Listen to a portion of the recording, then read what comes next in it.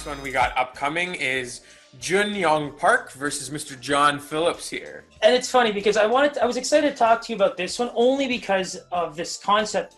You know why you have those fights where people don't really look forward to them, or it's this guy that kind of does the same thing and he's been doing the same thing for like 10 years. You know, like, let's see if anything happens. People don't get excited about this. No, these are your snack breaks, you know? But these are also the ones where two guys who just seem to have like chin for days go in and play Rock'em Sock'em Robots. Oh, interesting. See who drops first. So that's what I kind of want to get into here just quickly because I don't want to spend too much time on this fight, but we got John Phillips. He's the Welsh style, old school style, you know, knockout seeker. And he's proven that he can do it, but he just hasn't fought that much.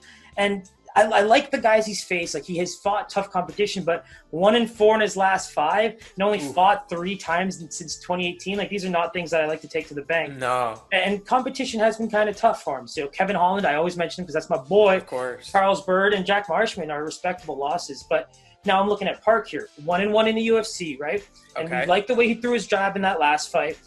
The only thing I felt like he was kind of playing against there was Anthony Hernandez seemed to have answers for a lot of difficult spots. The one thing you'll always like appreciate about a guy like Tony Ferguson, right? Why does he keep winning? Because even if he has a chin like that, the moment he gets kind of rocked, like, he has like 4 different things he can probably do to keep himself in the fight if he's still on his feet. So what I really felt like Anthony Hernandez was doing there was he did not see a means to an end striking because, you know, Park really did bring his A game for that. But the moment he started kind of, you know, level changing, starting to look for takedowns, beat him up a little bit more in that sense, then he started seeing success. He basically landed a quite, let's not call anything lucky in this game, but the choke itself came from taking a bunch of shots to the face, going for a takedown against the fence, getting that takedown, opportune spot as to where you are on the ground to be the offensive fighter. And so I love that. I love the idea of Park being this guy who can take a punch, coming in there 1-1 UFC. Like, we don't know much about these guys. Let's go with odds. I'm looking at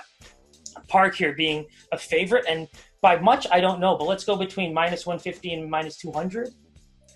Slightly higher, -255. Okay, so and again, that kind of goes back to what I was telling you about, you know, Phillips just not being that active a fighter, tail end kind of guy. You know? It's a very high risk reward type of fighting. And then the one-dimensionalness, right? Like, this guy, if I'm fighting him, if he doesn't get the knock, then he's more than likely to lose, right? 100%. If I'm a guy that has a lot of faith in my striking and all that kind of stuff, sure, be happy, maybe try to spend a little bit of time on the feet. But if I also know that this guy is fairly bad or learning to be better at the ground, and I have the ability to get better very quickly, then I'm obviously going to spend a lot of my camp doing that.